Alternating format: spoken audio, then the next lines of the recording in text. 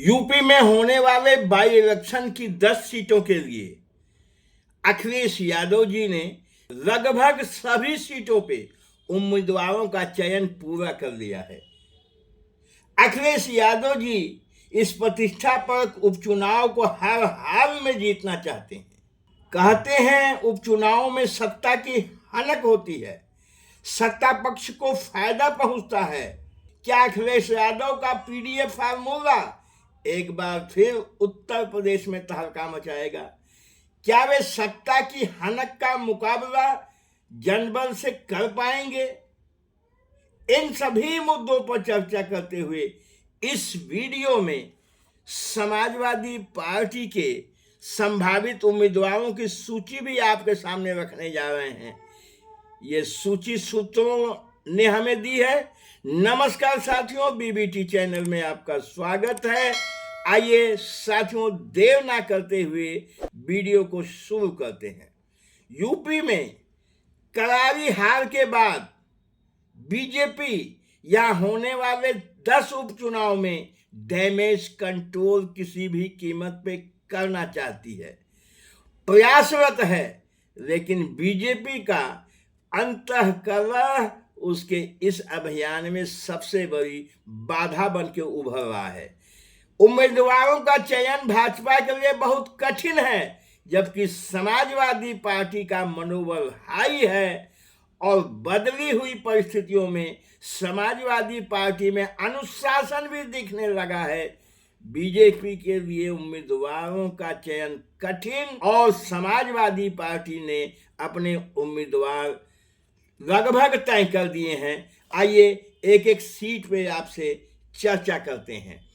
सबसे पहले करहल, यहां से माननीय अखिलेश यादव विधायक थे, इस्तीफा दिया, सीट खाली हुई।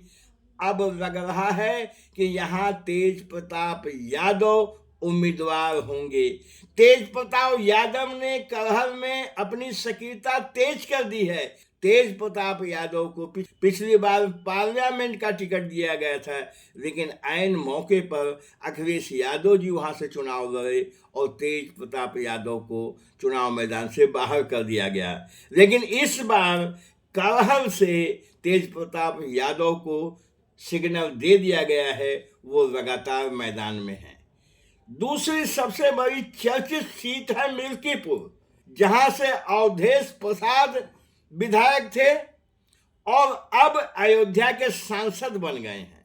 भाजपा की नाक में नकेल नाथने वाले अवधेश प्रसाद की सीट जो मिल्कीपुर उन्होंने रिक्त की है, इसके लिए भाजपा बहुत छटपटा रही है, लेकिन उनके पास तो उम्मीदवार की कमी है। समाजवादी पार्टी ने मिल्कीपुर की सीट पर अवधेश प्रसाद के पुत्र अजीत प्रसाद पे दांव लगाने की तैयारी कर लिया है। अजीत प्रसाद यहां से समाजवादी पार्टी के प्रत्याशी लगभग तय हैं। अब तीसरी सबसे बड़ी सीट है कटेहरी। कटेहरी से लालजी वर्मा विधायक थे, त्यागपत्र देके अब वो एमपी बन गए। कटेहरी सीट पे जो नाम उछल रहा है समाजवादी पार्टी के खेमे में, वो लालजी वर्मा की सुपुत्री छाया वर्मा का है। छाया वर्मा को यहाँ चुनाव लड़ा के समाजवादी पार्टी उनको राजनीति में उतारना चाहती है और छाया वर्मा यहाँ से प्रत्याशी होंगी, ये लगभग तय हो चुका है। समाजवादी के पास एक बहुत महत्वपूर्ण सीट थी शीशामऊ, यहां से इरफान सोलंकी विधायक थे। एक मामले में सजा के कारण उनकी मेंबरी समाप्त हो गई है, लेकिन अखिलेश यादव ने अभी 2-3 दिन पहले इरफान सोलंकी की पत्नी नसीम सोलंकी को ग्रीन सिग्नल दे दिया है।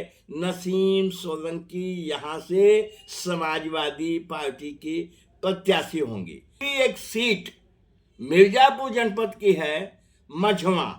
मझवा की सीट निषाद पार्टी के डॉक्टर विनोद बिंद के पास रही, लेकिन इस सीट पे समाजवादी पार्टी की नजर है और ऐसा बताया जा रहा है कि पार्लियामेंट का टिकट जिनको दिया गया था रमेश बिंद को, रमेश बिंद को ही यहां से दोहराया जा सकता है, वो समाजवादी पार्टी के प्रत्याशी मझवा से बन सकते हैं। अब बचती है कुंदरकी। कुंदरकी की सीट बहुत महत्वपूर्ण है। कुंदरकी में लगभग 62% मुस्लिम हैं। अब यहाँ समाजवादी पार्टी हमेशा जीतती रही है, तो समाजवादी पार्टी यहाँ बेफिक्र है, वो किसी मुस्लिम समाज के व्यक्ति को ही, कार्यकर्ता को ही यहाँ उम्मीदवार बनाएगी। अभी नाम तो इस मामले में कई हैं, जिसका फैसला बाद में कर लिया जाएगा। मीरापुर विधानसभा, समाजवादी पार्टी के गठबंधन से आरएलडी यहां पिछली बार चुनाव लड़ रही थी। खबर है कि आरएलडी यहां नहीं लड़ना चाहती है, वो भाजपा के साथ है इस समय, लेकिन आरएलडी उस बार समाजवादी पार्टी के समर्थन से जीती थी। यहाँ मुस्लिम वोटर्स बहुत ज़्यादा हैं, इसलिए आरएलडी यहाँ से भाग रही है। यहाँ पे समाजवादी पार्टी हो सकता है कि किसी मुस्लिम को ही उम्मीदवार बनावे। अब ये अभी इस पे मुहर लगनी बाकी है। तो इस तरह से जो ये 8 सीटें हुई, यहाँ समाजवादी पार्टी ने कैंडिडेट लगभग तय कर दिए हैं। अब बचती है फूलपुर और गाजियाबाद। तो ये संभावना है कि फूलपुर गाजियाबाद कांग्रेस के खेमे में ये दोनों सीटें जा सकती हैं।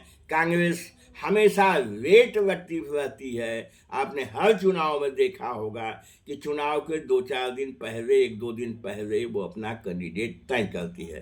तो इस हिसाब से समाजवादी पार्टी पिछली बार 10 में से 5 सीटों पर जीती हुई थी।